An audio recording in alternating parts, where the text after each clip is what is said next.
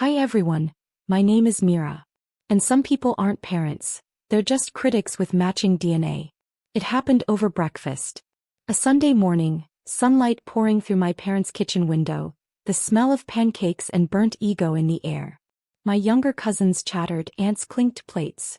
My mother fussed over silverware like royalty was visiting. I was stirring my coffee quietly, waiting for the familiar sting, the one that always came before they pretended it was just a joke. Dad lifted my mom's coffee mug, tapping it with a spoon like he was giving a presidential toast. His voice rang out proud and loud. Some kids make you proud. Others just take up space.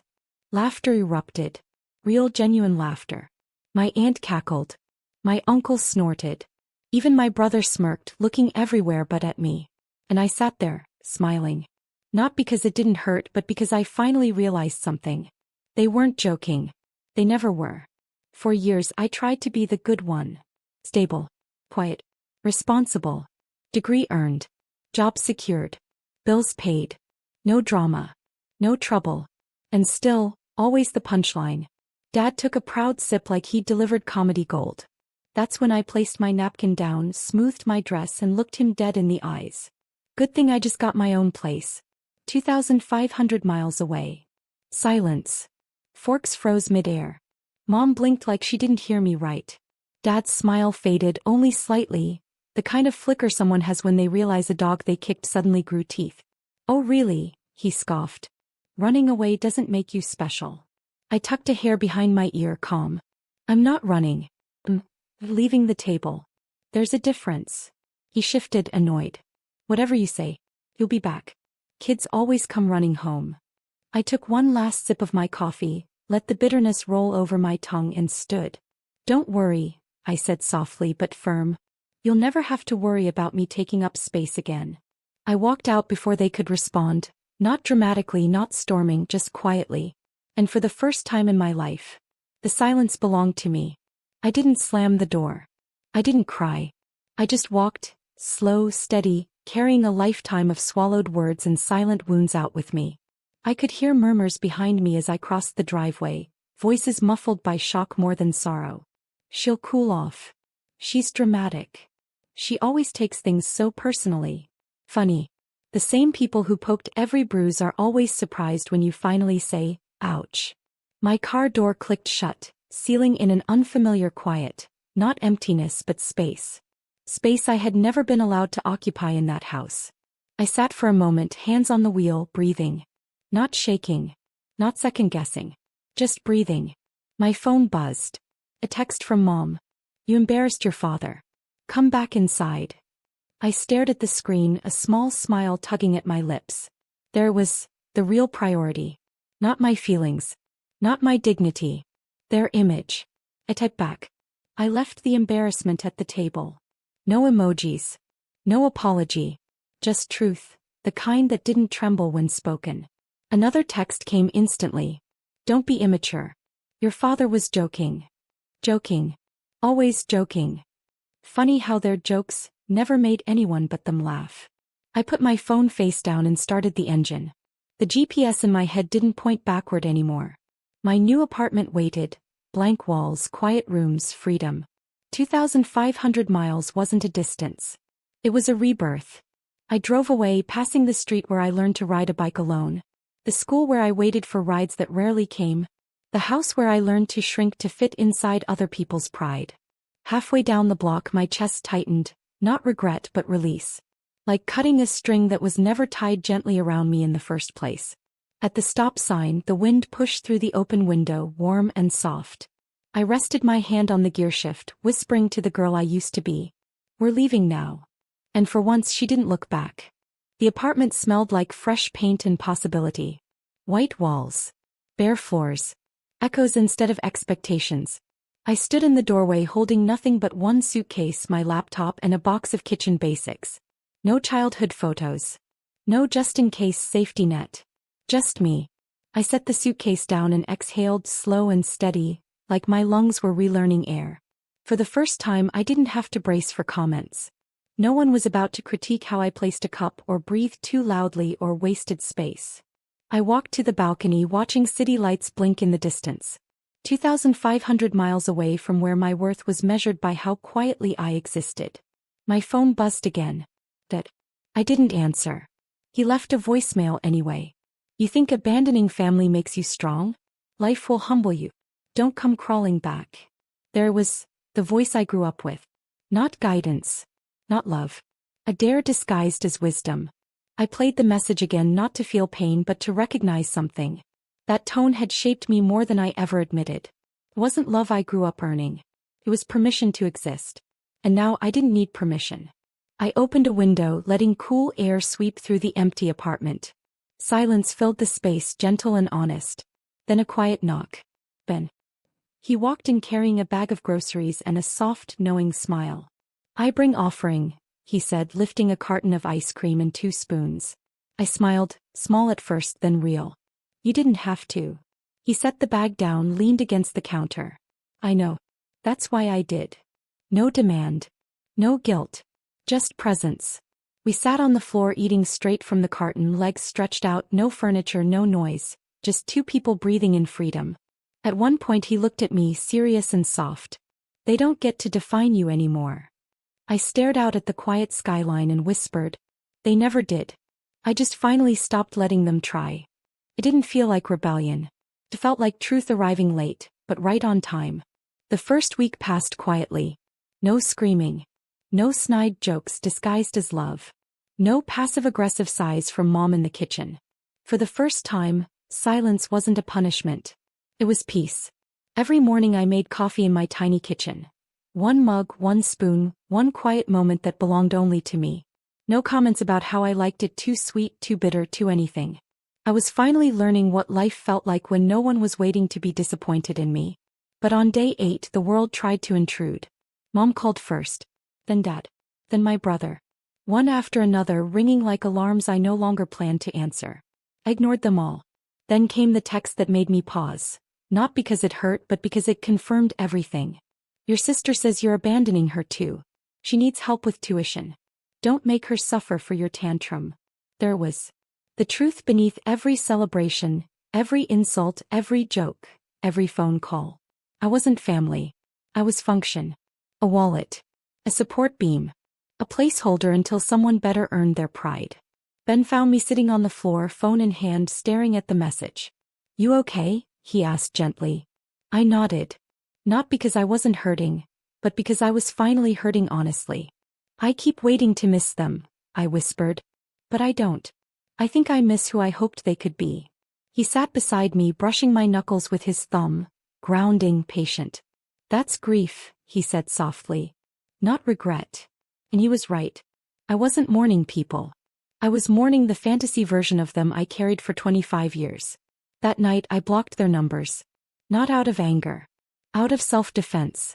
Because sometimes the bravest thing you can do isn't walking away. It's staying gone. I stood on my balcony again, breathing cool night air, watching city lights flicker like open doors. Every mile between us suddenly felt earned, not escaped. And for the first time in my life I whispered, I choose me. It took less than 48 hours for blocking them to trigger the next phase. Not remorse, not reflection. Panic. Emails flooded my inbox. Different subject lines, same intention. Family doesn't turn their back. Your father is heartbroken. Answer us, this isn't funny. Funny. As a kid they always thought hurting me was funny. Suddenly now, silence was the punchline and it wasn't as amusing. Then came the one that made me stop scrolling. Subject line. Financial responsibility. From my dad. I clicked. You know your sister needs that tuition money. Don't punish her for your emotions. Grow up and call us. We raised you. We raised you. Funny again. They fed me and housed me, sure. But they didn't raise me. I raised myself. In their house, under their roof, beneath their criticism. So my chest tightened. Not guilt. Memory. Being 12 years old, alone at school shows. Smiling at empty seats. 16, reading college acceptance letters to a kitchen wall instead of proud parents. 22, first job offer celebration was me eating fast food in my car alone. They weren't there for the climb. But suddenly the view scared them. Ben found me sitting at the tiny kitchen table, laptop open, email glowing. They're trying new angles, he murmured, leaning against the counter. Guilt didn't work. So now duty, I whispered. They don't want you back, he said softly. They want what you gave them. A truth I already knew, but hearing it out loud grounded me. So what do you want to do? He asked. I closed the laptop slowly. Nothing. He blinked. Nothing. I nodded. They spent years choosing their pride over my presence. I'm not spending one more second defending my absence. It wasn't anger. It was resolve. Clean, steady, absolute. We ordered takeout. We watched a movie on the floor. We laughed, real laughter, free and light. My phone stayed face down. That night I didn't cry. I didn't ache. I slept. And in that stillness I realized something. You don't heal by going back to what cut you. You heal by walking far enough away that you forget the sting. A week later I woke up to sunlight spilling across my new bedroom. Soft, warm, gentle. A stark contrast to the kind of mornings I grew up with. Doors slammed, expectations shouted, love conditional. I stretched, walked to the kitchen barefoot, poured myself coffee. 2 sugars, extra cream, exactly how Dad hated it. Halfway through my first sip my email pinged again. Subject line. You're destroying this family. No greeting. No love. Just accusation. I opened it slowly, already knowing the tone before the first sentence. Your mother hasn't eaten in days. Your father can't sleep. Your sister is devastated. We didn't raise you to be selfish. There was again. Not grief, not love, not accountability. Just pressure disguised as tragedy. The girl I used to be would have broken here. She would have apologized, rushed home, folded in on herself like paper. But she doesn't run this life anymore. I closed the laptop. Ben walked in, hair messy, sleepy smile. You look calm, he murmured, wrapping his arms around my waist. I am, I replied. I really am. His thumb traced small circles on my back. You don't have to read their messages anymore. I know, I whispered. But I can now. And they don't control me. He kissed my temple, quiet and sure. You're building something they never taught you to believe in. A life. I asked softly. A self, he corrected. We made breakfast together. Pancakes, berries, honey. Not perfect, not traditional, ours. Later, sitting on the balcony, I watched people walk below. Laughing, living, existing without permission. My phone buzzed again, not family this time. A notification. Your first month's rent is confirmed. Welcome home. I smiled. Home. Not where I came from. Where I chose to go. I whispered into the breeze. I'm not lost. I'm free. The wind carried it away like a promise. They thought cutting them off would break me. But the truth is simple. They didn't lose a daughter. I just stopped pretending I had parents. And somehow, life finally started. Holidays came faster than I expected. Twinkling lights in store windows, cinnamon in the air, families rushing around with lists and laughter. For the first time in my life I wasn't dreading it. No forced smiles. No, why don't you try to be more like, speeches. No pretending insults were family humor. Just me, Ben, and the quiet knowing that peace doesn't need decoration. It just needs space. On Thanksgiving morning I brewed my coffee and opened Instagram. Curiosity, not longing. There it was. My family's annual perfect holiday photo. Table set. Matching sweaters. Forced smiles polished with filters. And one unmistakable detail. My seat was empty. Not filled. Not replaced. Empty. They hadn't prepared for me. They'd simply assumed I'd drag myself back. Caption read. Family means always being there for each other. Irony so thick it felt comical. I could hear Dad's voice in the back of my mind. Some kids make you proud. And suddenly I saw it for what it always was. Not disappointment in me. But disappointment that I refused to be what he wanted. Ben slid a plate toward me, pancakes shaped like hearts. You okay? He asked. I nodded, eyes on my phone, heart strangely still. They'll learn, I murmured. He raised a brow. Or they won't. I smiled softly. Either way, it's no longer my lesson to teach. My phone buzzed, a message request. From my sister. Are you coming back for Christmas? Please just think about it. Mom cries every night. There was again. Not do you need us? Not we love you. Just emotional currency and collection notices. I typed slowly. I'm building peace. I hope one day you build yours. I didn't hit send. Not yet. Instead I archived it. Because sometimes power isn't in the reply. It's in the restraint. Later, Ben and I decorated our tiny living room. Paper snowflakes. String lights. Nothing perfect. Everything honest. We danced barefoot to soft music, laughing when we tripped on an unpacked rug. At one point he kissed my forehead and said, "You look happy." And I realized. I did. For the first time since childhood. I wasn't waiting for someone to pick me. I chose myself.